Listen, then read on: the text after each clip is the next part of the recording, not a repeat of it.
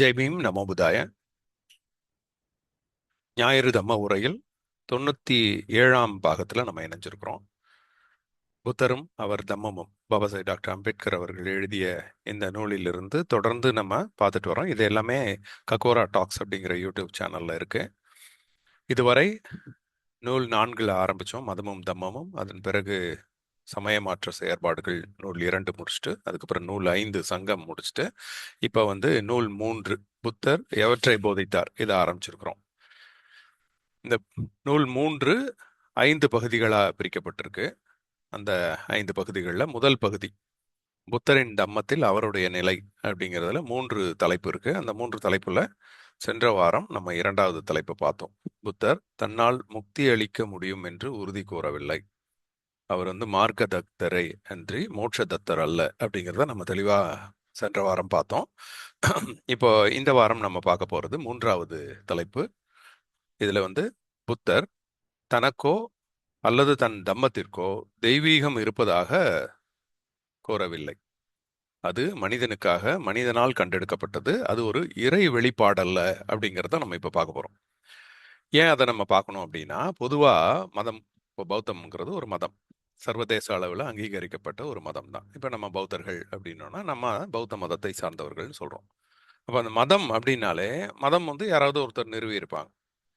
அந்த மாதிரி பெரும்பான்மையான மதங்கள்ல, எல்லா மதங்கள்லையும் அதனுடைய நிறுவனர்கள் என்ன சொல்லுவாங்க அப்படின்னா, தங்களுக்கோ அல்லது தங்களுடைய போதனைகளுக்கோ ஒரு தெய்வீக தன்மை இருப்பதாக கூறிக்கொள்வார்கள். அப்ப அது ஏதோ ஒரு இறைவன் கிட்ட இருந்து தனக்கு கிடைத்த ஒரு சக்தி, அல்லது இறைவன் கிட்ட இருந்து கிடைத்த வாக்கு, இறை வாக்கு, அல்லது தானே கடவுள், அல்லது தான் சொல்ற விஷயங்கள் கடவுளால் சொல்லப்பட்டவை. இந்த மாதிரி தான் நம்ம எல்லா மதங்கள்லையும் பார்க்குறோம், பொதுவாக இப்போ காணக்கூடிய அனைத்து மதங்கள்லையும். அதனால தான் இதை ஸ்பெசிஃபிக்காக புத்தர் அந்த மாதிரி விஷயங்கள்ல இருந்து வேறுபடுறாருங்கிறத இந்த பகுதியில் டாக்டர் அம்பேத்கர் நமக்கு குறிப்பிட்டு காமிக்கிறார். என்ன அப்படின்னா, இப்போ சர்வதேச அளவில் மோசஸ் மோசஸ் நமக்கு தெரியும். மோசஸ் இந்த அப்ரஹாமிக் ரிலிஜன்ஸ்ன்னு சொல்கிறோம் இல்லைங்களா, இந்த இஸ்லாம், கிறிஸ்துவம், ஜுடாயிசம், பஹாய், சமாரிட்டேனிசம், இந்த மாதிரி பொதுவான அப்ரஹாமிக் ரிலிஜன்ஸோடைய ஒரு நிறுவனர் மோசஸ். மோசஸோடைய கதை பைபிள்லேயும் கிடைக்கும், குரான்லேயும் கிடைக்கும். இப்போ இது இஸ்லாம், கிறிஸ்துவத்துக்கு எல்லாமே ஒரு பொதுவான ஒரு மதத் தலைவர் மோசஸ். மோசஸ் இஸ்ரேலியர்கள் எகிப்தியர்களிடம் அடிமைப்பட்டு இருக்கும் பொழுது இஸ்ரேலியர்களை காப்பாற்றி வெளியே கொண்டு வந்து அவர்களுக்கு விடுதலை வாங்கி கொடுத்ததா வரலாறு. அப்படி அவர் காப்பாற்றி கொண்டு வரும் பொழுது ஒரு சினாய் மலை மேலே ஏறி அங்க கடவுளுடைய 10 கட்டளைகளை பெற்று அதை தன்னுடைய மக்களுக்கு அவர் தெய்வ வாக்கா கொடுக்குறார். அதுதான் 10 கமாண்ட்மெண்ட்ஸ். அது ஜெஹோவா கடவுள் கொடுக்கப்பட்டது அப்படின்னு சொல்லுவாங்க. அந்த 10 கட்டளைகளுமே தமக்கு கடவுள் கொடுத்தது. இந்த சினாய் மலையில ஏறி இருக்கும் பொழுது ஜெஹோவா கடவுள் நேரடியா தனக்கு கொடுத்தாரு. அதனால அதெல்லாம் தான் சொல்றது எல்லாமே தெய்வீகத்தன்மை பொருந்தியது அப்படின்னு சொல்றாரு. மோசஸ் அவர் கடவுள்னு சொல்லிக்கலனாலும் அவருடைய போதனைகள் எல்லாமே கடவுளால் அளிக்கப்பட்டவை. அப்ப இந்த மக்கள் எல்லாம் தேனும் பாலும் நிறைந்த அந்த கானான் பிரதேசத்துக்கு போகணும் அப்படின்னா தன்னுடைய போதனைகளை அவங்க ஏற்றுக்கணும் அப்படின்னு அவரு உபதேசிக்கிறார். அப்போ மோசஸ் அப்ரஹாமிக் ரிலிஜன்ஸோடைய நிறுவனர், அவர் என்ன சொல்றாருன்னா தன்னுடைய போதனைகள் தெய்வீகத்தன்மை வாய்ந்தவை அப்படின்னு அவரே அதை கிளைம் பண்ணிக்கிறார். அடுத்தது இயேசு. இயேசு தனக்கே தெய்வீகத்தன்மை இருப்பதாக சொல்றார். ஏன்னா அவர் தன்னை கடவுளின் குமாரர் அப்படின்னு சொல்லி தான் போதிக்கிறாரு. அதை தான் பைபிள் சொல்லுது. அப்ப அவருடைய போதனைகளுமே தெய்வீகத்தன்மை ஆயிடுது. ஏன்னா அவரே தெய்வீகத்தன்மை பொருந்தவர்ன்றான். அவர் சொல்றது எல்லாமே தெய்வீகத்தன்மை பொருந்தியவை தான். அப்ப தனக்கும் தெய்வீகத்தன்மை இருக்கு, தன்னுடைய வாக்குக்கும் தெய்வீகத்தன்மை இருக்கு அப்படின்னு இயேசு சொல்றாரு. அடுத்தது கிருஷ்ணன். இந்து மதத்தின் கடவுள் கிருஷ்ணன். கிருஷ்ணனும் தன்னையே கடவுளாக சொல்றார். கீதை தன்னுடைய வாக்கு அப்படின்னா கீதை நேரடியா கடவுள் வாக்கு. இயேசுனா கூட கடவுளுடைய குமாரர். மோசஸ் கூட தான் கடவுள் இல்லைனாலும் கடவுள் தனக்கு சொல்லி இருக்கிறார். ஆனா கிருஷ்ணன் தானே கடவுள். அப்ப இவர் சொல்றது தான் நேரடியா கடவுள் சொல்ற வாக்கு, கீதை. அப்ப இது எல்லாமே பார்க்கும் பொழுது நமக்கு பொதுவா மதங்கள் அது எல்லாமே இறை நம்பிக்கை கொண்டவை, கடவுள் கொடுத்தது அப்படி. அதே மாதிரி தான் குரானும் சரி, அதெல்லாம் இறைவன் இறைவன் கிட்ட வந்து கிடைத்த ஒரு புனித நூல் அது. அப்படிதான் இப்ப எல்லா மதங்களும் நம்ம பார்க்கக்கூடிய பெரும்பான்மையான மதங்கள் எல்லாமே இப்படி சொல்ற சமயத்துல, பௌத்தம் மட்டும் என்ன சொல்லுது அப்படின்னா, பௌத்தத்தின் நிறுவனர் வந்து புத்தர். புத்தர் தனக்கோ அல்லது தன்னுடைய போதனைகளுக்கோ இந்த மாதிரி எந்தவித தெய்வீகத்தன்மையும் இருப்பதா அவரு சொல்லிக்கிட்டது கிடையாது. அவர் வாழ்ந்த காலத்துல அவர் எல்லா மனிதர்கள் மாதிரி தாமும் ஒரு மனிதர் அப்படிதான் சொல்றார். பௌத்த நூல்களும் அதைத்தான் குறிப்பிடுது. எங்கேயுமே வந்து புத்தர் வந்து ஒரு கடவுளின் குமாரர்னோ, அவர் வந்து திடீர்னு வானத்திலிருந்து இறங்கி வந்த ஒரு அவதாரம் அப்படின்னோ சொல்றது இல்ல. நமக்கு வந்து புத்தருடைய ஃபேமிலி ட்ரீயே இருக்கு. சுத்தோதனா, மகாமாயா, அப்புறம் அவங்க வளர்ப்பு தாய் மகா பிரஜபதி, அப்போ அவங்க கூட பிறந்த சகோதரர்கள், கசின்ஸ் எல்லாமே அப்படியே பௌத்த வரலாற்றில் வந்து நமக்கு பதிஞ்சிருக்கு. அப்ப இவர் ஒரு ஒரு மனிதராகத்தான் தன்னை கிளைம் பண்ணியிருக்கிறாரு. அதனால தான் அவருடைய வரலாற்றை பிற்காலத்தில் எழுதிய பிக்குகளும் அவரை வந்து ஒரு மனிதராகவே சித்தரித்து எழுதியிருக்கிறாங்க. அப்ப அவர் சொன்ன அந்த தம்மம், அதுவுமே ஒரு மனிதன் இன்னொரு மனிதனுக்கு வழங்கப்படும் போதனை, அவ்வளவுதான். இது கடவுள்கிட்ட இருந்து நான் வாங்கி கொடுக்கல. நான் ஒன்றும் கடவுளுடைய தூதுவர் கிடையாது. அதே மாதிரி நான் சொல்ற விஷயங்கள் கடவுள் சொன்ன விஷயங்களும் கிடையாது. இது நானா சொல்றது, மனிதன், நான் ஒரு மனிதன். அப்படிதான் ஒரு யதார்த்தத்தை அவர் வந்து தன்னுடைய தம்மத்துல போதிக்கிறார். அப்ப அவருடைய போதனைகள்லாம் வந்து அழிவற்றவைன்னு அவர் எப்பயுமே சொல்றது, இன்ஃபாலிபிள்னு சொல்றோம் இல்லையா? அதாவது கடவுளுடைய வாக்குன்னா அது அழிவற்றது. அதை யாரும் கேள்வி கேட்க முடியாது. அது வந்து நிரந்தரம், சனாதன். அது அதனாலதான் சனாதன் அப்படின்னா நிரந்தரம் அப்படின்னு பொருள். ஆனா புத்தர் சனாதனத்துக்கு நேர் எதிரானவர். எல்லாமே எதுவுமே நிரந்தரம் கிடையாது, எல்லாமே மாறக்கூடியது, இம்பர்மனன்ஸ், அனிச்சா அப்படி சொல்றோம். சனாதனுக்கு நேர் எதிர் வந்து அனிச்சா. சனாதனுங்கிறது நிரந்தரம். அது சனாதன் அப்படிங்கிறது வந்து ஒரு பாலி வார்த்தை, அப்படின்னா நிரந்தரம் அப்படின்னு அர்த்தம். அதே தான் பின்னாடி சமஸ்கிருதத்திலையும் பயன்படுத்தக்கூடிய வார்த்தை அது. அப்போ அந்த சனாதன் அப்படிங்கிறதுக்கு நேர் எதிராக புத்தர் வந்து சொல்றது எல்லாமே மாற்றத்திற்குட்பட்டவை. தன்னுடைய போதனைகள் கூட எதுவுமே அழிவற்று நிரந்தரமானதுன்னு கிடையாது. அது என்ன அவர் சொல்ற ஒரே விஷயம் என்ன அப்படின்னா, எனக்கு புரிஞ்ச வரை என்னுடைய போதனை மட்டும்தான் முழு விடுதலைக்கான உண்மையான வழி அப்படின்னு அவர் கிளைம் பண்றாரு. அது ஒண்ணுதான் அவர் கிளைம் பண்றது. இது வந்து அழிவற்றது, இது கடவுள் கொடுத்தது, இது புனிதமானது, இதை மட்டும்தான் நீங்க ஃபாலோ பண்ணணும் அப்படிலாம் அவர் சொல்லல. எனக்கு தெரிஞ்ச வரை, ஏன்னா அவர் சொல்றதுக்கு அவருக்கு தகுதியும் இருக்கு. ஏன்னா அந்த காலத்தில் இருந்த கிட்டத்தட்ட 64 தத்துவங்கள் அனைத்தையும் இவர் வந்து கற்றுத் தேர்ந்த பிறகுதான் இவர் வந்து தன்னுடைய தம்மத்தை போதிக்கிறார். இவர் மிக கடுமையான விரதங்கள்லாம் இருந்தவர். பௌத்த நூல்கள்ல நமக்கு கிடைக்கிற ஆதாரம் படி அவர் வந்து உடல்ந்து உடல் மெலிந்து எலும்பும் தோலுமா இருந்து ஒரு கடுமையான விரதத்தை வந்து அதனுடைய எக்ஸ்ட்ரீம் வரைக்கும் போய் பார்த்துருக்கிறார். அப்ப அந்த காலகட்டத்தில் விரதம் இருந்தா நமக்கு ஞானம் கிடைச்சிரும், கடவுளை பார்த்துடலாம் அப்படின்னு துறவிகள்லாம் வந்து காட்டு பகுதிகளில் கடும் தவம் இருந்த காலத்துல அதையுமே பரிசோதித்து பார்த்துட்டார். அது மட்டும் இல்லாம பல்வேறு ஆசிரியர்களிடம் போய் அந்த காலகட்டத்தில் இருந்த அனைத்து வகையான வழிமுறைகளையும் போதனைகளையும் அவர் கேட்டு தெரிஞ்சுக்கிட்டார். அந்த மாதிரி நன்கு கற்றுத் தேர்ந்த பிறகுதான் இது எதுவுமே உண்மையான பாதை கிடையாது, நான் ஒரு புதிய பாதையை கண்டுபிடிச்சிருக்கேன் அப்படின்னு அவர் வெளியில சொல்றார். அந்த பாதை எனக்கு தெரிஞ்ச வரை இதுதான் பெஸ்ட், இதுதான் உண்மையான பாதை அப்படின்னு அவரு, அது மட்டும்தான் அவருடைய கிளைம். அது கூட நம்ம பின்னாடி பார்க்கும்போது கலாமா சுட்டால அந்த கலாமா மக்கள்லாம் கேட்குறாங்க, இப்போ எல்லா துறவிகளும் இதே மாதிரி வந்து தாங்கள் சொல்றது தான் சரின்னு சொல்றாங்களே, அப்ப நாங்க எதை எடுத்துக்கிறது அப்படின்னு கேட்கும்போது, அப்பயும் புத்தர் என்ன சொல்றாருன்னா, நான் சொல்றது தான் கரெக்ட், அவங்க சொல்றதெல்லாம் தப்புன்னு சொல்லல. நீங்க யார் சொன்னாலும் எடுத்துக்காதீங்க. நீங்க சொல்ற விஷயத்தை மட்டும் கவனிச்சு உங்களுடைய லைஃப்ல அதை அப்ளை பண்ணி பாருங்க. அது உங்களுக்கு நல்லது செஞ்சதுன்னா அதை எடுத்துக்கோங்க, அது தீமை கொடுத்துச்சுன்னா விட்டுடுங்க அப்படின்னு ஒரு வெளிப்படைத்தன்மையை தான் அவருடைய போதனைக்குமே அவரு கொடுக்குறாரு. அது ஏன்னா அவருடைய போதனைகள் எல்லாமே எல்லா மனிதர்களுக்கும் பொருந்தக்கூடியவை, இன்றைய காலத்துக்கும் பொருந்தக்கூடியவை. அவருடைய போதனைகளை நம்ம அன்றாட வாழ்க்கையில் அப்ளை பண்ணி பார்த்தோம் அப்படின்னா அது நமக்கு நல்லது செய்தா கெட்டது செய்தா நம்மளே வந்து பரிசோதிச்சுக்கலாம். இப்போ உதாரணத்துக்கு பஞ்சசீலம் இருக்கு. இந்த பஞ்சசீலத்தை எடுத்து நீங்க ஒவ்வொரு சீலமா நீங்க ஆராய்ந்து அதை ஒருத்தர் ஸ்ட்ரிக்டா கடைபிடிக்கிறார் அப்படின்னா அவருக்கும் நல்லது, அவர் குடும்பத்துக்கும் நல்லது, அவங்க சுற்றி இருக்கிற சமூகத்துக்கும் நல்லது. இந்த சமூகத்துல இருக்கிற எல்லாருமே பஞ்சசீலத்தை பின்பற்றினாங்கன்னா அந்த சமூகம், ஒட்டுமொத்த சமூகமே நல்லா இருக்கும். இது நமக்கு ஒரு லாஜிக். அதை பத்தி யோசிச்சாலே நமக்கு எல்லாருக்குமே புரியுது. அப்ப அது தவறு செய்யறதுக்கு வாய்ப்பு இல்லை. இப்போ பஞ்சசீலத்துல வந்து போதைப் பொருட்கள் எடுத்துக்க கூடாது அப்படின்னு ஒரு சீலம் இருக்கு. இப்போ அதை ஒருத்தர் ஸ்ட்ரிக்டா ஃபாலோ பண்றாருன்னா அவர் நல்லது தானே. அவருக்கும் நல்லது, அவருடைய குடும்பத்துக்கும் நல்லது, இந்த சமூகத்துக்கு நல்லது. அந்த மாதிரி ஒவ்வொரு சீலமுமே பொய் பேசக்கூடாது, ஒழுக்கமற்ற காம செயல்கள் செய்யக்கூடாது, அடுத்த ஒரு பொருளை திருடக்கூடாது, பிறரை காயப்படுத்தக்கூடாது, பிற உயிர்களுக்கு தீங்கு விளைவிக்க கூடாது அப்படிங்கிற அந்த 5 சீலமுமே நம்ம வந்து அதை வந்து கேள்விக்கு உட்படுத்தலாம். யாருமே அதை வந்து இப்படியெல்லாம் செய்யறது தப்புன்னு சொல்ல முடியாது. வந்து அடுத்தவங்களை வந்து கொல்லக்கூடாது, அடுத்தவங்க பொருளை எடுத்துக்க கூடாது, ஒழுக்கமற்ற காம செயல்களில் ஈடுபடக்கூடாது, பொய் பேசக்கூடாது, போதைப் பொருள் எடுத்துக்க கூடாது அப்படின்னு சொல்றோம். அப்படின்னா இதெல்லாம் இல்ல இல்ல அதெல்லாம் தப்புன்னு யாராவது சொல்லுவாங்களா? அதாவது அப்படியெல்லாம் கடைபிடிக்க கூடாது, நம்ம எல்லாம் வந்து பொய் பேசணும், போதை எடுத்துக்கணும் அப்படின்னு யாருமே வந்து சொல்ல போறது கிடையாது. அப்போ இவரோட போதனைகள் எல்லாமே நீங்க ஒவ்வொரு போதனையும் எடுத்து பார்த்தாலுமே அதை நம்ம வந்து கேள்விக்கு உட்படுத்தி பரிசோதித்து பார்த்து அதனுடைய உண்மைத்தன்மையை ஆராயலாம்.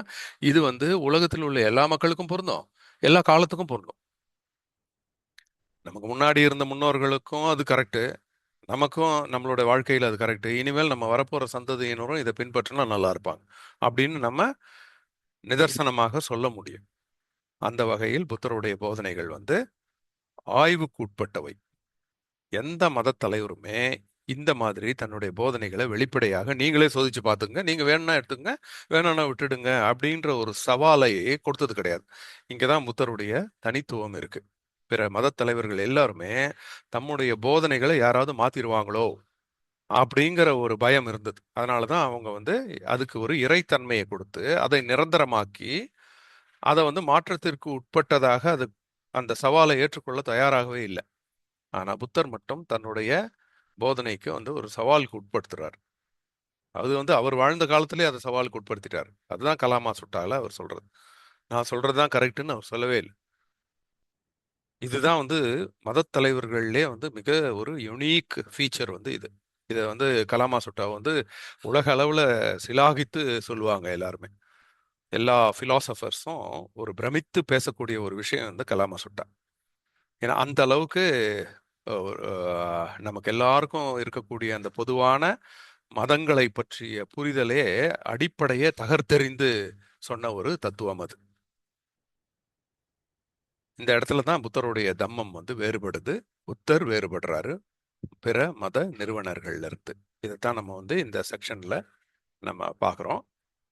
ஸோ இதுடன் நான் இந்த வார பகுதியை நான் நிறைவு செஞ்சிடறேன். இது வந்து ரொம்ப சுருக்கமாக நான் இந்த வாரத்தை முடிச்சிட்டேன். ஏன்னா இந்த முதல் பகுதியில் இருக்கக்கூடிய 3 தலைப்புகளை வந்து நம்ம இத்துடன் முடிச்சிடறோம். இப்போ அடுத்த பகுதி வந்து இரண்டாவது பகுதியில் புத்தரின் தம்மம் பற்றிய பல்வேறு கண்ணோட்டங்கள். அதாவது புத்தருடைய தம்மத்தை பற்றி ஒவ்வொருத்தரும் ஒரு ஒரு மாதிரி புரிஞ்சு வச்சிருக்காங்க. ஆளாளுக்கு ஒரு ஒரு மாதிரி புரிஞ்சுக்கிட்டு அதுதான் தம்மம் அப்படின்னு சொல்றாங்க. அதே சமயத்துல தவறா புரிஞ்சுக்கிறதுனால என்ன ஆயிடுதுன்னா அதை வந்து ரிஜெக்ட் பண்றதுக்கும், இவ்வளவுதானா, ஐயோ இப்படியா இருக்கு, எனக்கு அது சரிப்பட்டு வராது அப்படின்னு அதை ரிஜெக்டும் பண்ணிடுறாங்க. இல்லைன்னா தவறா சொல்லிட்டு அதை தவறா பின்பற்றி பிற்காலத்துல அது வந்து ஒரு தவறான திரிபு நிலையை அடையிறதுக்கும் வழி செஞ்சுட்டாங்க. அதனாலதான் இப்ப வந்து பௌத்தம், நாம் பார்க்கக்கூடிய பௌத்தம் வந்து பல்வேறு வகையில திரிபடைந்து இருக்கு. இப்ப இதனுடைய உண்மையான தம்மம் அப்படிங்கிறது என்ன அப்படின்னா அது எதை பத்தி யார்கிட்ட தெரிஞ்சுக்கணும், அது புத்தர்கிட்ட தான் தெரிஞ்சுக்கணும். புத்தருடைய சொந்த வகைப்பாடு, அவர் அதை எப்படி பிரிச்சிருக்கிறாரு, அது என்னென்ன அப்படிங்கிறத நம்ம தெளிவா தெரிஞ்சுக்கிட்டா மட்டும்தான் புத்தருடைய போதனையை நமக்கு வந்து தெரியும். இதுதான் வந்து நம்ம அடுத்த பகுதியில பார்க்க போறோம். மிக மிக முக்கியமான பகுதி அது. புத்தருடைய தம்மம் அப்படிங்கிறத மற்றவங்க எப்படி புரிஞ்சு வச்சிருக்காங்க, புத்தர் அதை எப்படி போதிச்சிருக்கிறாரு, இது ரெண்டையும் நம்ம தெரிஞ்சுக்கிட்டோம் அப்படின்னா யாராவது பௌத்தம் பற்றி நம்ம கிட்ட தப்பா சொன்னா கூட நம்மளே அதை கலாமா சுட்டால புத்தர் சொன்ன மாதிரி நம்மளே அதை அப்ளை பண்ணி பார்த்துட்டு இது புத்தர் சொல்லுன விஷயம்தானா அப்படிங்கிறத நம்ம தெளிவுபடுத்தி பிரிச்சு பார்த்துக்க முடியும். இப்ப நம்ம போய் யாருக்கிட்டையும் ஆர்கியூ பண்ணி சண்டை போட்டுக்கிட்டு இருக்க வேண்டிய அவசியம் இல்லை. ஒவ்வொருத்தருக்கும் பகுத்தறிவு இருக்கும். பகுத்தறிவுங்கிறது நம்ம வளர்த்துக்க கொள்ள வேண்டிய விஷயம். ஆனாலும் ஒவ்வொருத்தரும் தன்னுடைய வாழ்க்கையில அதை அப்ளை பண்ணி பார்த்து ட்ரையல் அண்ட் எரர் மெத்தடில் கூட கற்றுக்க முடியும். இப்போ அவர் சொன்னது கரெக்டாக இருக்குமா, இவர் சொன்னது கரெக்டாக இருக்குமா, நம்மளுடைய வாழ்க்கைக்கு எது கரெக்டாக இருக்கும்ன்றது ஒவ்வொரு உயிரினமும் அதை பரிசோதித்து கண்டுபிடிச்சிக்க முடியும். அப்போ எது உண்மை எது பொய் அப்படிங்கிறத ஆராய்ந்து பார்க்கக்கூடிய ஒரு திறமையை நமக்கு வளர்க்கக்கூடியது இந்த புரிதல் தான். அதாவது புத்தர் என்ன சொன்னார், மற்றவங்க அதை பற்றி என்ன சொல்றாங்க, இது ரெண்டையும் பிரித்து பார்த்தோம் அப்படின்னா நமக்கே அந்த பகுத்தறிவு வந்துடும். அப்புறம் பௌத்தத்தை பற்றிய ஒரு சரியான கண்ணோட்டம் இந்த பகுதியில் நமக்கு கிடைச்சிடும். இதுதான் இந்த நூல். 3 புத்தர் எவற்றை போதித்தார் அப்படிங்கிற தலைப்போடைய நோக்கமே அதுதான். புத்தருடைய நேரடி போதனைகள் நமக்கு எல்லாருக்குமே சரியா தெரிஞ்சிடணுங்கிறதுக்காக. ஸோ 2வது பகுதியை நம்ம வந்து அடுத்த வாரம் பார்ப்போம். அதுக்கு முன்னாடி இந்த வாரத்தில் மிச்சம் இருக்கக்கூடிய இந்த நேரத்தை நான் மிக ஒரு முக்கியமான அனௌன்ஸ்மெண்ட் நான் ஏற்கனவே சொன்னேன். மே 31 உலக புகையிலை எதிர்ப்பு தினம். அதை ஒட்டி உலகெங்கிலும் புகையிலை சார்ந்த பொருட்களுக்கு எதிராக ஒரு கடுமையான பிரச்சாரம் மேற்கொள்ளப்பட்டு வருகிறது. பௌத்தர்களாகிய நாமக்கும் இதுல வந்து மிகப்பெரிய ஒரு கடமை இருக்கு. அதனால இந்த பௌத்தர்கள் ஒன்று சேர்ந்திருக்கக்கூடிய இந்த ஒரு காணொளி நிகழ்ச்சியில நான் இதை வந்து மீண்டும் வலியுறுத்துக்கிறேன். இந்த 31 உலக புகையிலை எதிர்ப்பு தினம். புகையிலை அப்படிங்கிறது வந்து புற்றுநோய்க்கான மிக முக்கியமான காரணம். அது உலகத்தில் இருக்கக்கூடிய எல்லா புற்றுநோய்கள்லையும் 40% கிட்டத்தட்ட பாதிக்கு பாதி புற்றுநோய்களுக்கு காரணம் இந்த புகையிலை தான். அதை தவிர மற்ற போதைப் பொருட்களும் இன்னைக்கு வந்து அதிகமா மது பழக்கம், கஞ்சா, அபின், அதுக்கப்புறம் கொக்கைன், அப்புறம் நிறைய ட்ரக்ஸ், நரம்பு மூலம் செலுத்தக்கூடிய ட்ரக்ஸ், இந்த மாதிரி இளைஞர்களை சீரழித்து கொண்டிருக்கக்கூடிய ஒரு விஷயம். இது வந்து பௌத்த கோட்பாட்டிற்கு மிக கடுமையான எதிர்கோட்பாடு. அது நம்மளுடைய பஞ்சசீலத்தினுடைய ஃபவுண்டேஷன், அடிப்படை 5வது சீலம். அந்த சீலம் இல்லை அப்படின்னா எல்லா சீலமும் போச்சு. ஏன்னா சீலம்ங்கிறதே வந்து மனக்கட்டுப்பாடு. நான் அடுத்தவங்களுக்கு துன்புறுத்த மாட்டேன், அது நம்ம மனசை கட்டுப்படுத்து. அடுத்தவங்க பொருளுக்கு ஆசைப்பட மாட்டேன், அது நம்ம மனதை அடுத்த அடுத்த ஒரு வீட்டு பெண் மீது ஆசைப்பட மாட்டேன், நம்மளுடைய மனக்கட்டுப்பாடு. நான் பொய் பேச மாட்டேன், அது நம்ம மனக்கட்டுப்பாடு. இது எல்லாமே மனக்கட்டுப்பாடு சம்பந்தப்பட்டது. அந்த மனதோட கட்டுப்பாட்டையே இழக்க செய்யற விஷயம் போதை. மைண்டே போயிடும். இப்போ மைண்டே கண்ட்ரோலில் போச்சுன்னா எல்லா சீலமும் போச்சு. அப்போ பஞ்சசீலத்தில் மிக முக்கியமான சீலமாகிய அந்த 5வது சீலம், போதைப் பொருட்களை நான் எடுத்துக்கொள்ள மாட்டேன் அப்படிங்கிற அந்த உறுதிமொழியை ஒவ்வொரு பௌத்தரும் கண்டிப்பாக தன்னுடைய வாழ்க்கையில கடைபிடிக்க வேண்டிய ஒரு விஷயம். அந்த ஒரு விஷயத்தை முன்னிறுத்தி மே 31 உலக புகையிலை எதிர்ப்பு தினம் அப்படின்னு உலக சுகாதார மையத்தால் அனுசரிக்கப்பட்டிருக்கு. இதுக்கு நம்மளால என்ன செய்ய முடியும் ஒரு பௌத்தருங்கிற முறையில் அப்படிங்கிறத நீங்க எல்லாருமே யோசிங்க. நாங்கள ஒரு முன்னெடுப்பு செஞ்சிருக்கிறோம் எங்களுடைய மருத்துவமனை சார்பாக. அது வந்து ரீல் போடுங்க, ரியல் ஹீரோ ஆகுங்க அப்படிங்கிற ஒரு ஸ்லோகன். அதாவது என்ன அப்படின்னா, நீங்க ஒரு ஷார்ட் ஃபிலிம் ஒரு 2 மினிட்ஸ்க்குள்ள ஒரு சின்ன ரீல் ஒன்று கிரியேட் பண்ணணும். புகையிலை எதிர்ப்பு கான்செப்ட் இருக்கணும் அதுல. இந்த ஆண்டு உலக சுகாதார மையத்தின் மைய கருத்து என்ன அப்படின்னா, unmasking the appeal, countering nicotine and tobacco addiction. அதாவது புகையிலை பற்றிய கவர்ச்சியான விஷயங்களை தான் அந்த புகையிலை சார்ந்த கம்பெனிங்க வந்து செய்வாங்க. எப்படியாவது இளைஞர்கள் கிட்ட போய் புகையிலையை வந்து போய் சேர்த்துடணும் அப்படின்னு அவங்க முயற்சி செய்கிறாங்க. நடிகர்களை வச்சு அல்லது விளம்பரங்களை மூலமாகவும். ஏதாவது இன்டைரக்ட் அட்வர்டைஸ்மெண்ட் இருக்கும். நேரடி விளம்பரம் வந்து அரசாங்கத்தால் தடை செய்யப்பட்டிருக்கிறதுனால புகையிலை சம்பந்தப்பட்ட பொருட்களுக்கான விளம்பரங்கள் வந்து இன்டைரக்டா இருக்கும். ஒரு பாக்கு பொட்டலம் மாதிரி இருக்கும், ஆனால் வேற எதுனா ஒரு மவுத் ஃப்ரெஷ்னர் அப்படி போடுற மாதிரி இருக்கும். அதே மாதிரி மதுவுக்கு பார்த்தீங்கன்னா தண்ணி பாட்டிலுக்கு அட்வர்டைஸ்மெண்ட் வரும், ஆனால் அந்த கம்பெனி வந்து மது பாட்டில் வந்து தயாரிப்பாங்க. ஸோ இந்த மாதிரி இன்டைரக்ட் விளம்பரங்கள். சினிமாவில் ஹீரோ சிகரெட் பிடிக்கிற மாதிரி இருக்கும், அது வந்து இன்டைரக்ட் விளம்பரம். அப்போ இந்த மாதிரியான கவர்ச்சிகரமான விளம்பரங்களை தகர்த்தெறிந்து அதனுடைய உண்மையான ஆபத்தை வெளிக்கொணர்ந்து நிக்கோட்டின்ல இருந்தும் புகையிலையில இருந்தும் நம்மளுடைய எதிர்கால சந்ததியினரை காப்பாற்றக்கூடிய ஒரு முயற்சி தான் இந்த உலக சுகாதார மையத்தின் world no tobacco day campaign. So இதில் நம்ம வந்து நாங்கள் ஒரு ஷார்ட் ஃபில்ம் எதிர்பார்க்குறோம். அதில் வந்து 25,000 கேஷ் ப்ரைஸ் இருக்கு. டாப் 50 ரீல்ஸ்க்கு வந்து ஷீல்டு இருக்கு. கலந்துக்கிற எல்லாருக்குமே சர்டிஃபிகேட்ஸ் இருக்கு. யார் சீஃப் கெஸ்டாக வந்து கொடுக்க போகிறாங்க அப்படின்னா, மைனா, கும்கி, கயல் இந்த மாதிரியான பல வெற்றி திரைப்படங்களை இயக்கிய திரைப்பட இயக்குனர் திரு பிரபு சாலமன் அவர்கள். அவங்க தான் வந்து சீஃப் கெஸ்டாக வராங்க. மே 31ஆம் தேதி சாயங்காலம் இந்த ஃபங்க்ஷன் இருக்கும். 4 மணிக்கு ஹர்ஷமித்ரா மருத்துவமனையில், நாகமங்கலம், திருச்சி. அங்கே வந்து இந்த ரீலில் செலக்ட் ஆகிறவங்களுக்கு நாங்கள் அந்த கேஷ் ப்ரைஸ் கொடுப்போம். டாப் 50 ரீல்ஸ்க்கு ஷீல்டு கொடுப்போம். கலந்துக்கிற எல்லாருக்குமே சர்டிஃபிகேட் கொடுப்போம். எல்லாருமே இந்த டைரக்டர் கையால் வாங்க போகிறாங்க. ஸோ இதை வந்து உங்களுக்கு தெரிஞ்சவங்க கிட்ட சொல்லுங்கள். உங்கள் ஃபேமிலி மெம்பர்ஸில் இருக்கக்கூடிய குழந்தைகளுக்கு கிட்ட சொல்லுங்கள். அவங்க ரீல் போடட்டும். ஆஹ் என்ன அப்படின்னா, ஏன் இதனுடைய கான்செப்ட் என்ன அப்படின்னா, பொதுவாக வந்து நிறைய போதை பொருட்கள் வந்து இப்போ இளைஞர் மத்தியில் அதிகமாயிட்டே வருது. அதில் மிக முக்கியமானது டொபாக்கோ. டொபாக்கோ வந்து ஒரு சர்வசாதாரணமாயிடுச்சு. அதே மாதிரி இப்போ ஆல்கஹாலும் சர்வசாதாரணமாயிடுச்சு. இப்போ கொஞ்சம் கொஞ்சமாக மற்ற ட்ரக்ஸும் வந்து சர்வசாதாரணமாக ஆயிட்டே வருது. இதை எதிர்த்து கடுமையாக ஒரு செயல்பாடு இல்லை அப்படின்னா ரொம்ப கஷ்டம். இப்போ யார் இதெல்லாம் எதிர்த்து செயல்படுறது? இந்த அடுத்த தலைமுறையை நம்ம இப்போ காப்பாத்துறதுக்கு இதை யார் கொண்டு போய் சேர்க்கணும் அப்படின்னா, முந்தைய தலைமுறை தான். நம்மளுடைய பொறுப்பு தான் அது. ஏன்னா தலைமுறை தலைமுறையாக தான் நல்ல விஷயமா இருந்தாலும் சரி, கெட்ட விஷயமா இருந்தாலும் சரி கடத்தப்படுது. நம்ம சொல்றது தான் அடுத்த தலைமுறை எடுத்து செய்ய போகுது. அப்போ இதில் வந்து அஹ், நல்ல விஷயங்களை நம்ம அவங்க கிட்ட கொண்டு போய் சேர்க்க வேண்டிய ஒரு பொறுப்பு நம்ம கிட்ட இருக்கு.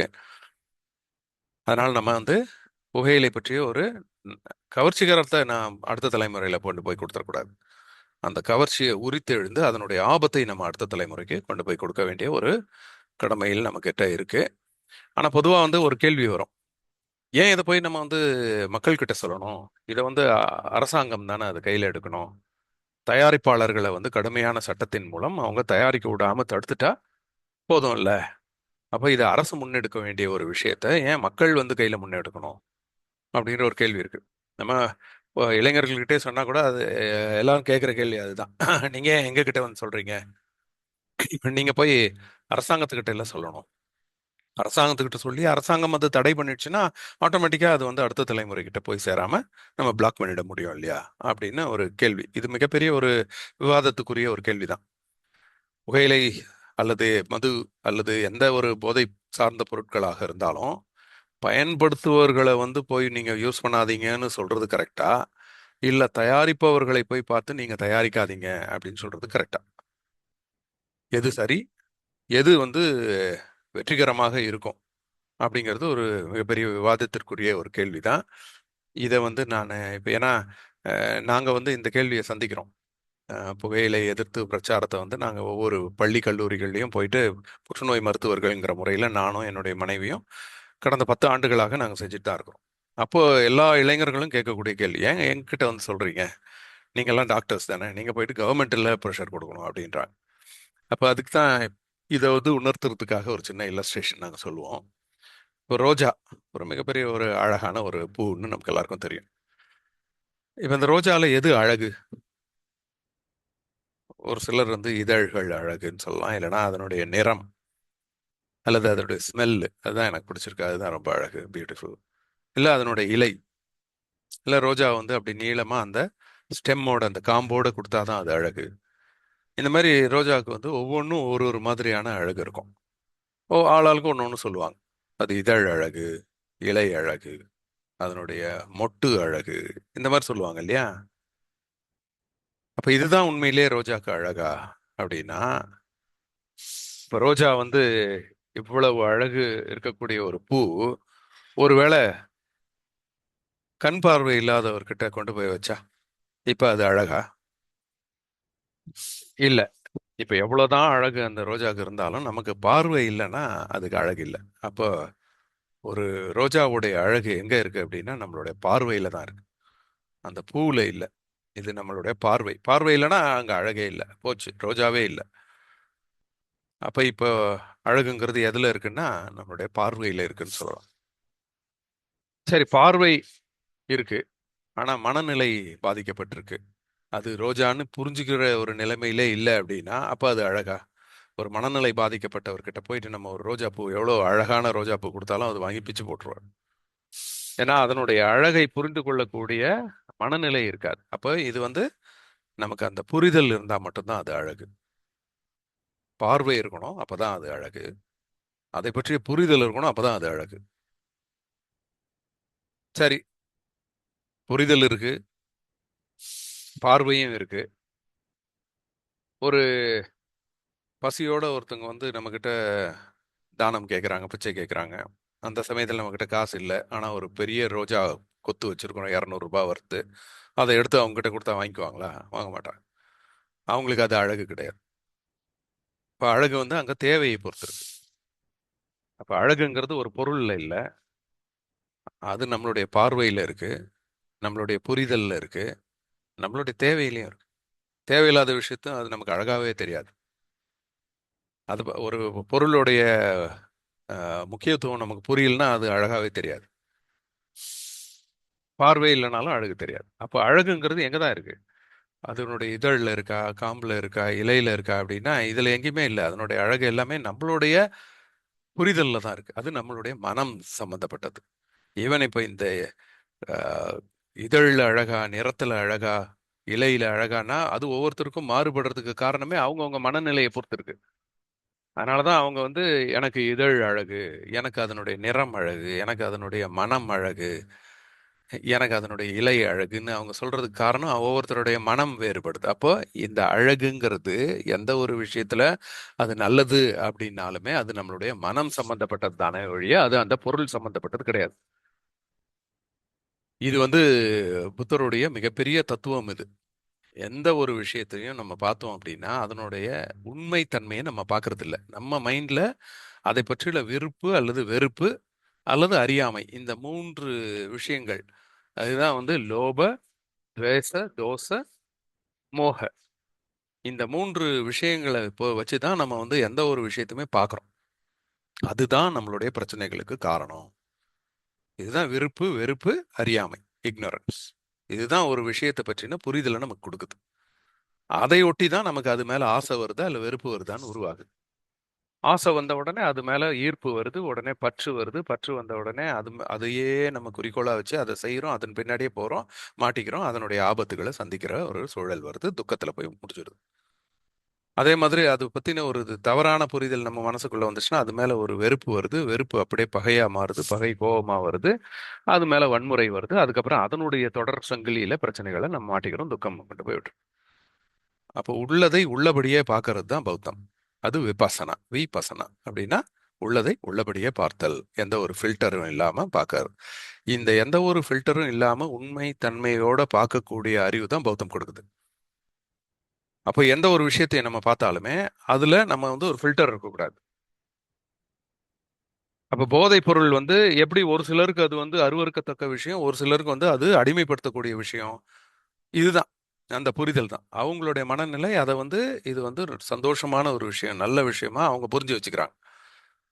அதனுடைய ஆபத்து தெரிஞ்சுக்கிறது இல்லை. அதை உள்ளதை உள்ளபடியே பார்க்கல, அவங்க அது மேல ஒரு வெறுப்பு சேர்த்து பார்க்கறாங்க, அது அடிக்டிங்ல கொண்டு போயிடுது. ஆனா அதனுடைய ஆபத்தும் உண்மை தன்மையும் தெரிஞ்சவனுக்கு அதை அவன் தவிர்த்துறான், அதன் பின்னாடி போறதில்ல.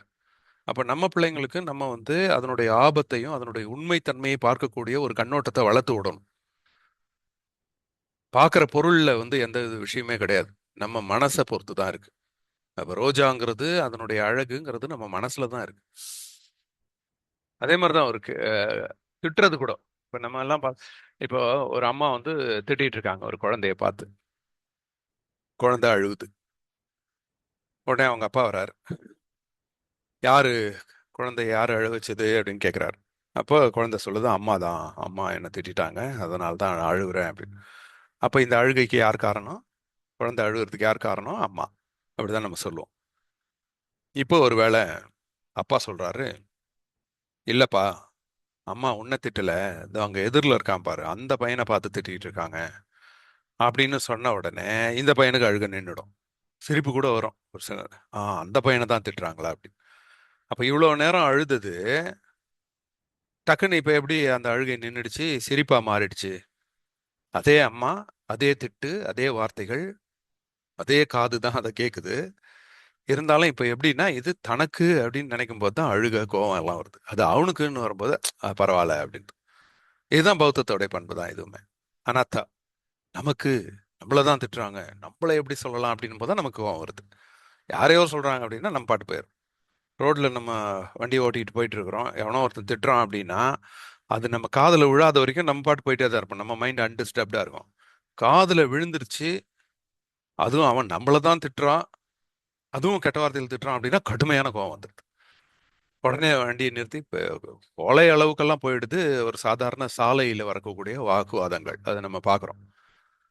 டெல்லியில ஒருத்தன் அடிச்சே கொண்டுட்டான், இன்னொரு இடத்துல கன் வச்சு ஷூட் பண்ணிட்டான். எல்லாம் பிரச்சனை என்னன்னா சின்னதா ஆட்டோ வந்து கார்ல உரசிட்டு போயிடுச்சு அப்படின்ட்டு. இந்த மாதிரியான பிரச்சனைகள், ஏன்னா அதுக்கு காரணம் நம்ம அதை எடுத்துக்கிற விதம் தான். அவன் எவ்வளோ கெட்ட வார்த்தையில கூட திட்டியிருப்பான், நமக்கு காதுலயே விழல, நம்ம பாட்டு கிராஸ் பண்ணி போயிட்டோம்னா மைண்ட் பீஸ்ஃபுல்லா போயிட்டே இருப்போம். அப்போ இந்த திட்டு, கோவம் இது எல்லாமே எதுல இருக்குன்னா அந்த வார்த்தைகள்லயோ சொல்ற ஆள்லயோ அதெல்லாம் இல்ல, எடுத்துக்கிற நம்ம மைண்ட்ல தான் இருக்கு. அதுதான் தீதும் நன்றும் பிறர் தர வாரா அப்படின்னு. நம்ம மைண்டு தான் ஃபில்டர். இந்த உலகத்தையும் நம்மளையும் கனெக்ட் பண்ணக்கூடியது இந்த நம்மளுடைய ஐம்புலன்கள், நம்மளுடைய மைண்டு தான். இந்த ஐம்புலன்கள்ல இருந்து எடுத்துட்டு வர இன்ஃபர்மேஷனை நம்ம மைண்ட் எப்படி ப்ராசஸ் பண்ணுதுங்கிறத வச்சு தான் அது நல்லதா கெட்டதான்னு நம்ம முடிவு பண்ணி அதனுடைய விளைவுகளை நம்ம சந்திக்கிறோம். இதுதான் பௌத்தம். அப்போ எல்லா விஷயத்திலையும் அதனுடைய அடிப்படை வந்து அந்த பொருளோ அல்லது வார்த்தையோ அந்த செயலோ இல்லை, நம்ம அதை எப்படி எடுத்துக்கிறோங்கிற நம்மளுடைய மைண்டு தான் இருக்கு. அப்போ இந்த மாதிரி புகையிலை சம்பந்தப்பட்ட பொருட்களோ அல்லது போதைப் பொருட்களோ அடிக்ஷன் ஒருத்தன் மேல காஸ் பண்ணுது, ஒருத்தன் அதுக்கு அடிமை ஆகிறான் அப்படின்னா அது அந்த பொருளோடைய மிஸ்டேக் கிடையாது, அது அவனுடைய மைண்டோட மிஸ்டேக். இல்லைன்னா எல்லாரும் அடிமை ஆகணும். ஒரு சிலர் அடிமை ஆகுறாங்க, ஒரு சிலர் அடிமை ஆக மாட்டேன்றாங்க. அப்படின்னா அது அவங்க அதை மைண்டை எப்படி ப்ராசஸ் பண்ணுதுங்கிறத பொறுத்து தான் இருக்கே ஒழிய அந்த பொருள் மேல அது பிரச்சனை கிடையாது. பொருள் இருக்கட்டும், ஆனா நான் அதை எடுத்துக்கல, விரும்பல அப்படின்னா அது என்ன அடிமைப்படுத்த வாய்ப்பே கிடையாது. இந்த புரிதலை நம்ம வந்து பிள்ளைங்களுக்கு கொண்டு போகணும். நீ அவனை நிறுத்த சொல்லு, அதை தவிர்க்க சொல்லு அப்படின்லாம் அவசியம் கிடையாது. அது என்ன இருந்தாலும் சரி, எடுத்துக்கிறதும் எடுத்துக்காதும் நம்ம மைண்ட்ல தான் இருக்கு அப்படிங்கிறத நம்ம சொல்லி கொடுத்துட்டோம் அப்படின்னா பிள்ளைங்க எங்க போனா, ஏன்னா தொடர்ந்து நம்ம கண்காணிக்கவே முடியாது பிள்ளைங்கள. இந்த உலகத்துல எல்லாரையும் நம்ம போய் சரி பண்ணிட்டு இருக்க முடியாது. காலேஜுக்கு போகும்போது யாரோ ஒருத்தன் ஒரு கெட்ட பையன் இருந்து அங்க இதை சொல்லி கொடுக்கறதுக்கு வாய்ப்பு இருக்கு. அப்ப நம்ம பிள்ளையோட மைண்டை நம்ம ஸ்ட்ராங் பண்ணி வச்சிட்டோம் அப்படின்னா எவ்வளோ எக்ஸ்போஷர் வந்தாலும் இவன் தன்னை பாதுகாத்துக்க முடியும். இதுதான் வந்து அப்ப யார்கிட்ட நம்ம போய் சொல்லணும், அப்ப பொருளை தடுக்கணுமா இல்ல மைண்டை தடுக்கணுமா? மைண்டை தான் தடுக்கணும். இப்போ மைண்ட் யார் கையில இருக்கு? அது நம்ம கையில, யூசர் கையில தான் இருக்கு. பொருள் தான் தயாரிக்கிறவங்க கையில இருக்கு. மைண்டு அதை பயன்படுத்துறவங்க கையில இருக்கு. அதனால நம்ம யாரை டார்கெட் பண்றோம் அப்படின்னா நம்ம இந்த மைண்டை தான் டார்கெட் பண்றோம். அதனால தான் திருக்குறள் கூட திணர் பொருட்டால் கொல்லாது உலகினின் யாரும் விலை பொருட்டால் ஊன்றருவாரில் அப்படின்னு ஒரு திருக்குறள் இருக்கு. என்ன அப்படின்னா அது வந்து கொல்லாமை அதிகாரத்துல சொல்றது. இப்ப வந்து அடுத்த உயிரை கொன்னு சாப்பிடக்கூடாது அப்படின்னு ஒருத்தவங்க பிரச்சாரம் பண்றாங்க அப்படின்னா அவங்க வந்து நீ கொல்றவனை நிறுத்து சொல்லு, நீ அவன் ஏன் வந்து மட்டன் விற்கிறான் அதனால நான் வாங்கி சாப்பிட்றேன் அப்படின்னு சொல்லக்கூடாது. வாங்கி சாப்பிட்றதுக்கு ஆள் இல்லைன்னா விற்கிறதுக்கு ஆள் இருக்காது. இதுதான் அடிப்படை வணிக தத்துவம். வாங்குறதுக்கு ஆள் இல்லைன்னா விற்கிறதுக்கு ஆள் இருக்க மாட்டான். அதே மாதிரி நீ வாங்குறதுக்கு யாரும் இல்லை அப்படின்னா புகையிலை பொருட்களை அவன் வந்து தயாரிக்க போறான். யாருமே இல்லாத கடைக்கு யாருக்கு டீ ஆத்துறங்கிற மாதிரி யாருமே வாங்காத ஒரு நாட்டில் போய் யாராவது போதைப் பொருளை தயார் பண்ணிட்டு உட்காந்துருப்பாங்களா? பண்ண மாட்டாங்க. இன்னொரு விஷயம் என்ன அப்படின்னா நீங்க வந்து பயன்படுத்துபவர்களை தடுக்காம தயாரிப்பவர்களை மட்டும் தடுத்துட்டோம் அப்படின்னா என்ன ஆகும் அப்படின்னா இது வந்து கள்ள மார்க்கெட்ல அது வந்து அவைலபிள் ஆயிடும், கள்ள சந்தையில இருக்கும். இப்போ அது இப்போ இதான மது விலக்குல வரும்போது மது விலக்கு வந்து அரசாங்கம் அறிவிச்சிடுதுன்னு வச்சுக்கோங்களேன். பயன்படுத்துறவங்க இருக்கிற வரைக்கும் அந்த குடி போதையில இருக்கிறவங்களுக்கு அது வந்து எப்படியாவது எடுத்துக்கணும்னு அந்த மக்கள் இருக்கிற வரைக்கும் என்ன ஆயிடுதுன்னா போலி மது வந்து வருது, கள்ளச்சாராயம் வந்துடுது. அதை தவிர்க்கிறதுக்கு திருப்பி அரசாங்கமே எடுத்து நடத்துது. இது வந்து அப்படியே ஒரு புலிவால் பிடிச்ச கதையா போயிடுது. அப்ப இங்க யாரை சரி பண்ணா இது நிரந்தரமா சரி பண்ண முடியும்னா பயன்படுத்துவோரை சரி பண்ணும். அதனாலதான் புத்தர் அந்த காலத்துல இருந்தே இதை வந்து மக்களுடைய சீலத்துல கொண்டு வந்துட்டார். நான் அதை பயன்படுத்துறது நிறுத்திட்டேன்னா எனக்கு தயாரிச்சா என்ன தயாரிக்காட்டி என்ன, தயாரிக்கிறவன் தயாரிக்கவே மாட்டான். இதை நாங்க பர்சனலாவே எக்ஸ்பீரியன்ஸ் பண்றோம். நான் ஒரு 3 உதாரணம் சொல்றேன். ஒன்று வந்து நான் ராயப்பேட்டா ஹாஸ்பிட்டல்ல நான் வந்து புற்றுநோய் அறுவை சிகிச்சை துறையில படிச்சுட்டு இருக்கும் பொழுது பேஷண்ட் ஒருத்தர் வந்தார், கேன்சர் பேஷண்ட். அவர்கிட்ட நாங்கள் பொதுவாக கேட்போம், நீங்கள் எல்லாம் சின்ன வயசில் எதுவும் புகையிலை பயன்படுத்திருக்கீங்களா, மது பிடிப்பீங்களா அப்படின்னு. அதெல்லாம் நான் பண்ணதே இல்லை டாக்டர் அப்படின்ட்டார். அவருக்கு வேற வகையான கேன்சர். பட் இருந்தாலும் நாங்கள் கேட்கணும் எல்லா கேன்சர் நோயாளிகள்கிட்டயும் புகையிலை பழக்கம், மது பழக்கம் இதெல்லாம் இருக்குதான்னு கேட்கணும் அந்த ஹிஸ்ட்ரியில. அந்த மாதிரி கேட்கும்போது அவர் அதெல்லாம் கிடையவே கிடையாது அப்படின்னாரு. ஏன் ஏன் நீங்கள் அதெல்லாம் பயன்படுத்தலைன்னு கேட்டேன் நான் கியூரியாசிட்டியில். அப்போ அவர் சொன்னார், நாங்கள் வந்து சின்ன வயசில் இருக்கும்போது எங்கள் ஊரில் வந்து கவர்மெண்ட்லேருந்து வந்து ஒன்று படம் போட்டு காமிச்சாங்க சார். அதில் வந்து இந்த சிகரெட்டு, சாராயம் எல்லாம் குடிக்கிறதுனால என்னென்ன வியாதி வரும்னு போட்டு காமிச்சாங்க. அதை பார்த்ததுலேருந்து நாங்கள் நிறைய பேர் அதெல்லாம் பயன்படுத்துறதே இல்லை அப்படின்னாரு. அப்போ ஒரு சின்ன வயசுல அவர் மைண்ட்ல அது ஒரு ஏற்படுத்தின தாக்கம் அவர் வந்து அதை சொல்ல வைக்குது. இப்போ இது நான் பிடிச்சிட்டு தான் நான் என்ன பண்ணேன், இதுக்கப்புறம் நாங்கள் வந்து புற்றுநோய் துறைக்கு வந்த பிறகு நானும் என் மனைவியும் தொடர்ந்து புகையிலையும் மது பழக்கம் இந்த மாதிரி போதை பொருட்களை எதிர்த்து பிரச்சாரங்களை வந்து பல்வேறு இடங்களில் செய்ய ஆரம்பித்தோம். ஏன்னா அதனுடைய இம்பாக்ட் இருக்கும். ஸோ என்கிட்ட இருக்கிற கேன்சர் பேஷண்ட்ஸோட ஃபோட்டோஸ் எல்லாம் எடுத்து அதை கொண்டு போய் மக்கள்கிட்ட காமிக்கும் போது அது வந்து அவங்க மைண்டில் பதிஞ்சிடுது. பதிஞ்சிட்டு அது மேலே ஒரு பயம் வருது, வெறுப்பு வருது. அப்போ மைண்டு தானே காரணம். மைண்ட் ஒரு சிகரெட் பிடிச்ச உடனே அந்த பையனுக்கு வந்து அது கெத்தா இருக்கு, நடிகர்கள் பிடிக்கிறாங்க, இது ஹீரோயிசம், பொண்ணுங்க நம்மள பார்ப்பாங்க அப்படின்னு நினைச்சான்னா அவன் பிடிக்கணும்னு தோணுது. அதை பார்த்த உடனே ஐயோ புற்றுநோய் வந்துடும், கேன்சர் பேஷண்ட், வாயெல்லாம் ஓட்டையாகி அதுல புழு எல்லாம் வந்து ரத்தம் கசிஞ்சு செத்து போயிட்டாங்க அப்படின்னா அவன் அதை பார்த்த உடனே பயப்படும்.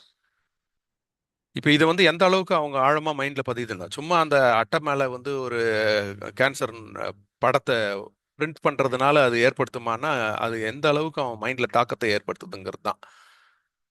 இப்போ சினிமா விளம்பரங்களுக்கு முன்னாடி கடமைக்கே அது ஒரு விளம்பரம் வருது. புகைப்பிடித்தல் புற்றுநோயை உண்டாக்கும், மது அருந்துதல் உடல் நலத்திற்கு கேடு அப்படின்னு வரும். ஆனா அது எந்த அளவுக்கு அவங்க சீரியஸா எடுத்துக்கிறாங்கிறத பொறுத்து இருக்கு. மைண்ட்ல உள்ள போச்சுன்னா மட்டும்தான் அதை பார்த்த உடனே ஒரு ரிவோல்ட்டிங் வரும். அதை எந்த அளவுக்கு கொண்டு போறோங்கிறதுல தான் நம்மளுடைய, அதனால தான் இவ்வளோ பிரயத்தனப்பட்டு வெவ்வேறு முறையில மக்கள்கிட்ட, இளைஞர்கள் குறிப்பா அவங்க மைண்ட்ல அதை கொண்டு போய் ஆழமா பதிய வச்சுட்டோம் அப்படின்னா இனி வரும் இளைய சமூகம் போதையிலிருந்து விடுபட்டு தன்னுடைய மைண்டை அப்ளை பண்ணி அது நல்லா வாழ்ந்துக்கும். சமூகம் நல்லா இருக்கும். இந்த சமூகத்தின் மீது உள்ள ஒரு அக்கறை தான் பௌத்தம். இப்போ இந்த மாதிரி ஒரு படங்களை கொண்டு போய் இந்த திருச்சியில் கல்லணை பக்கத்தில் ஒரு கிராமம் இருந்தது. அந்த இடத்துல போய் நாங்கள் போட்டு காமிச்சோம். போட்டு காமிச்சிட்டு வந்துட்டோம். அதுக்கப்புறம் ஒரு 2 மாதம் கழிச்சு கொரியரில் ஒரு லெட்டர் ஒன்று வந்தது. என்னன்னு பார்த்தா அந்த கிராமத்தில் இந்த படங்கள்லாம் பார்த்து நாங்கள் போட்ட வீடியோ டாக்குமெண்ட்ரி பேஷண்ட்ஸோடைய படங்கள்லாம் பார்த்த பிறகு கிராமத்தில் ஒரு பஞ்சாயத்து போட்டு அதில் தீர்மானம் நிறைவேற்றிருக்காங்க. இனிமேல் இந்த கிராமத்தில் புகையிலை சார்ந்த பொருட்களை யாருமே விற்பனை செய்யக்கூடாது அப்படின்னு. அதை வந்து அந்த பஞ்சாயத்து தலைவர் எங்களுக்கு லெட்டர் எழுதி, இந்த மாதிரி நாங்கள் எங்கள் பஞ்சாயத்தில் தடை போட்டோம் டாக்டர், உங்களுடைய அந்த வீடியோலாம் பார்த்த பிறகு. அது மட்டும் இல்லாமல் ஒரு 20 பேர் கையெழுத்து போட்டிருக்காங்க.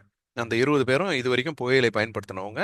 இனிமேல் இந்த நிகழ்ச்சியை பார்த்த பிறகு நாங்கள் பயன்படுத்த மாட்டோம் அப்படின்னு சொல்லி உறுதிமொழி கொடுத்து கையெழுத்து போட்டு அதை வந்து மெனக்கெட்டு எங்களுக்கு அனுப்பிச்சிருந்தாங்க.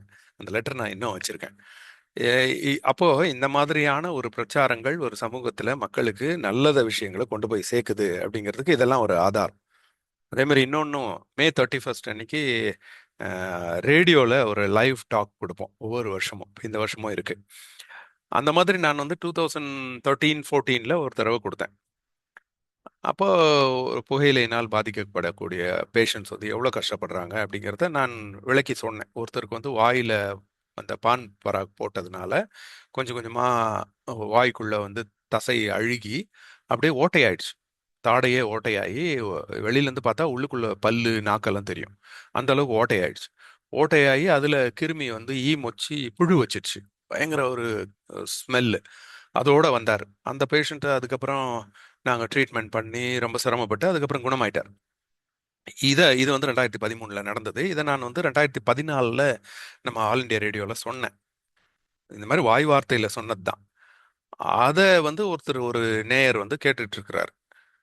கேட்டுட்டு நான் 2015 அதுக்கு அடுத்த வருஷம் போய் அதே மே 31 திருப்பி நான் வந்து புகையிலை எதிர்ப்பு தினத்தை இன்னைக்கு நான் பேசிட்டு இருக்கும்போது இவர் லைவ்ல வந்துட்டார்.